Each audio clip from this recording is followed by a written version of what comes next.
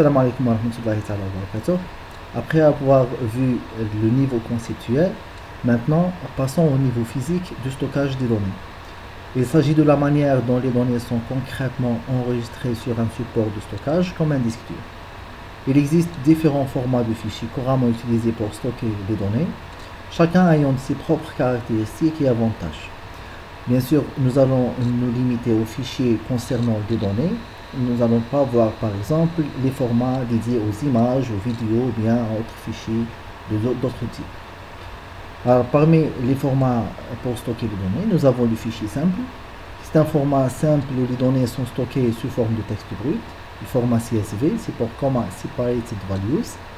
C'est un format tabulaire où les valeurs sont séparées par des virgules. Nous avons le format JSON, qui est JavaScript Object Notation. C'est un format très récent. Et il est léger et flexible, couramment utilisé pour l'échange de données sur le web, mais aussi pour sauvegarder les données dans des SGBD non SQL. XML, le fameux XML, c'est un format plus complexe par rapport à JSON qui utilise des balises, comme les balises HTML, similaires aux balises HTML pour structurer les différentes données. Nous allons citer aussi XLSX, c'est le format de fichier utilisé par Microsoft Excel pour stocker les classeurs. Le choix du format de fichier approprié ou bien adéquat à telle ou telle utilisation dépend de divers facteurs, tels que la complexité des données, le besoin de performance et les exigences de compatibilité avec d'autres systèmes dans l'entreprise. Alors, le format CSV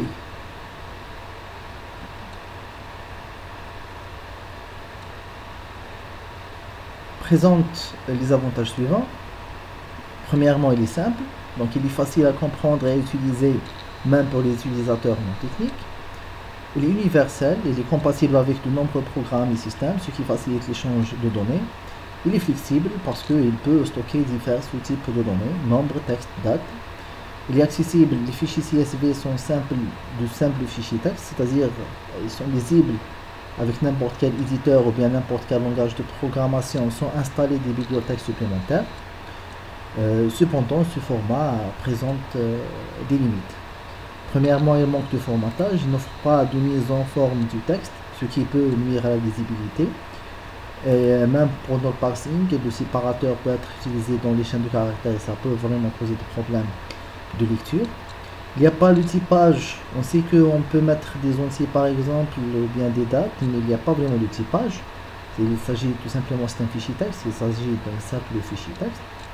Alors, on ne peut pas déclarer explicitement le type de données.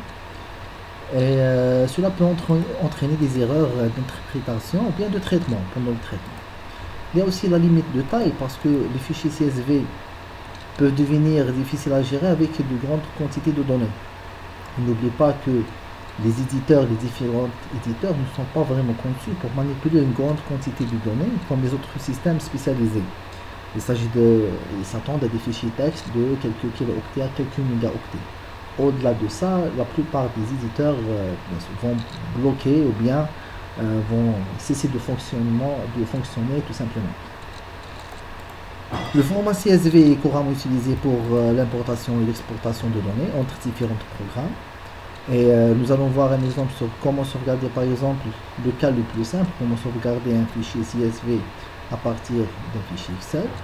Il est aussi utilisé pour le partage de données avec d'autres personnes parce que un fichier CSV est indépendant de tout logiciel, alors c'est un format libre. Et en générant un fichier CSV, on permet à l'utilisateur ou bien à l'autre personne une certaine liberté sur le choix vis-à-vis du choix du logiciel à utiliser pour traiter les données. Comme on voit ici, nous avons un petit extrait d'un fichier CSV. Alors, nous avons la première ligne qui est les noms des colonnes séparés par des virgules. Nous avons 3 colonnes, nom, prénom et âge. Et nous avons 3 exemples sur 3 personnes avec la valeur du nom, la valeur du prénom et la valeur de l'âge. Bien sûr, il n'y a pas de vérification, il n'y a pas moyen pour vérifier la validité d'un fichier CSV. Donc c'est à vous d'écrire votre propre code et de faire votre propre vérification de compatibilité ou bien de type de données.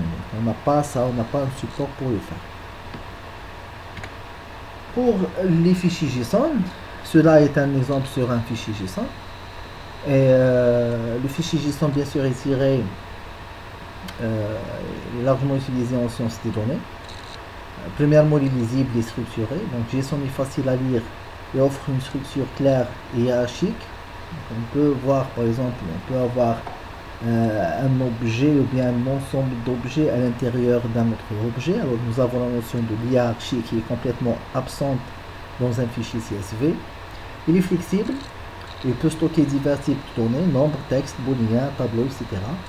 Universalité parce qu'il est largement supporté par les langages de plateforme, ce qui facilite l'échange de données. Alors lorsqu'on se dit JSON, c'est JavaScript Object Notation, ça ne se limite pas au langage JavaScript, mais il est traitable par tous les langages de programmation disponibles.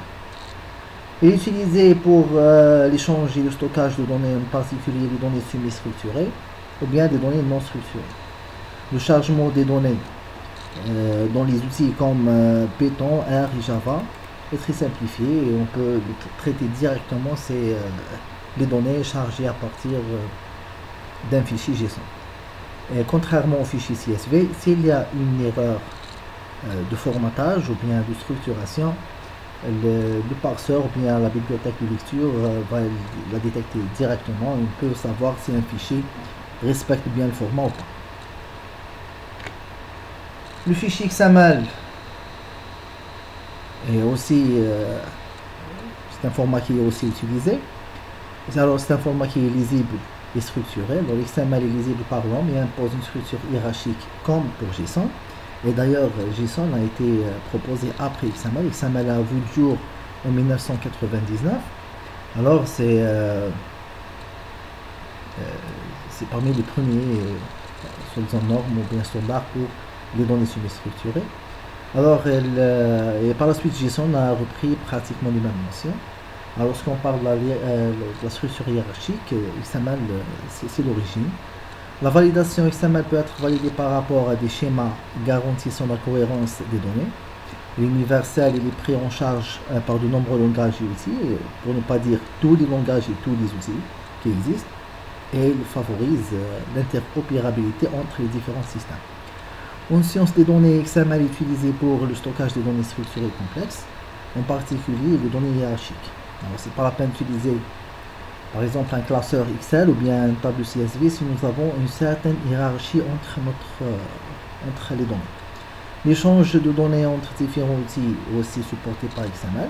La plupart des systèmes permettent d'exporter leurs données vers le format XML. Et ça facilite bien sûr l'importation et l'exportation des données ou bien des fichiers de configuration entre les différents systèmes.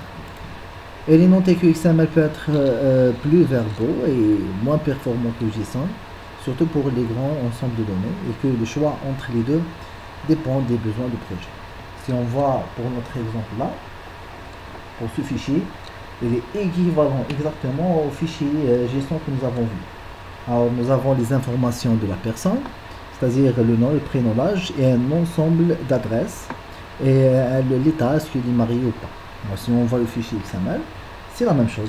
C'est la même chose, mais lorsqu'on utilise les balises, il faut ouvrir la balise et fermer la balise. Nous avons les mêmes informations, c'est-à-dire le nom, le prénom, l'âge, nous avons un ensemble d'adresses et finalement, est-ce qu'il est marié ou pas. Alors, c'est exactement la même chose. On voit une certaine simplicité lorsqu'il s'agit de JSON, il faut simplement savoir lire.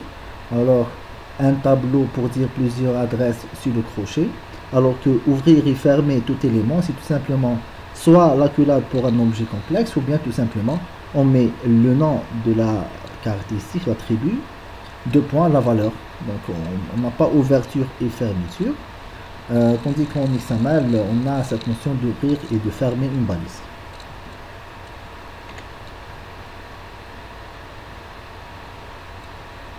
Alors, pour les fichiers XLSX, on n'a pas de capture écran là, donc c'est un fichier Excel, tout simplement, que vous connaissez tous. Alors, c'est un format standard qui est compatible avec Excel, LibreOffice, Google Sheets. Donc, on peut le manipuler en utilisant différents outils. Il est flexible. ce qu'il a de plus par rapport aux autres outils que nous avons vus, c'est la mise en forme. Alors, en Excel, on peut colorer, on peut mettre en gras, on peut mettre en italique, on peut mettre en avant des cellules. Alors on peut ajouter une mise en forme qui est riche, qui permet d'attirer l'attention vers telle ou telle donnée. Il peut supporter aussi de grandes capacités de données. Ils peuvent stocker des données ou bien importer une quantité qui atteint 1 téraoctet, si vous avez bien sûr l'espace sur votre disque dur. En sciences de données, les fichiers Excel SX sont utilisés pour l'importation et l'exportation de données. Mais bon, c'est rarement utilisé avec des langages de programmation parce qu'ils nécessitent des bibliothèques supplémentaires. Contrairement aux autres formats où il y a une prise en charge directe, si on veut manipuler un fichier Excel en utilisant Python, bien R ou bien Java, il faut utiliser des bibliothèques tierces. Le stockage de données directement visible sous forme de tabulaire, ça on n'a pas ça avec les autres formats. Sous Excel, on voit directement notre table et on manipule directement les colonnes et les lignes en toute liberté.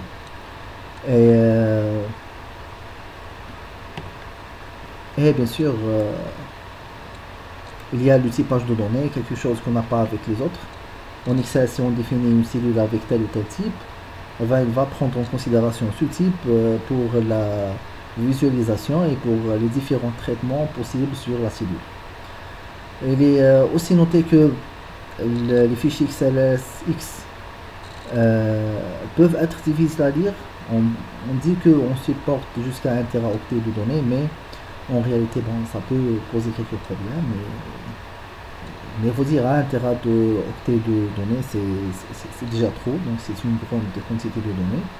Et des fois, c'est la taille du fichier avec un grand nombre de colonnes peut être un peu problématique pour l'affichage, mais quand même, il y a des solutions par d'autres approches, comment répartir différentes données sur différentes feuilles ou bien sur différentes classeurs. Alors, on ne peut pas vraiment dire que c'est un problème.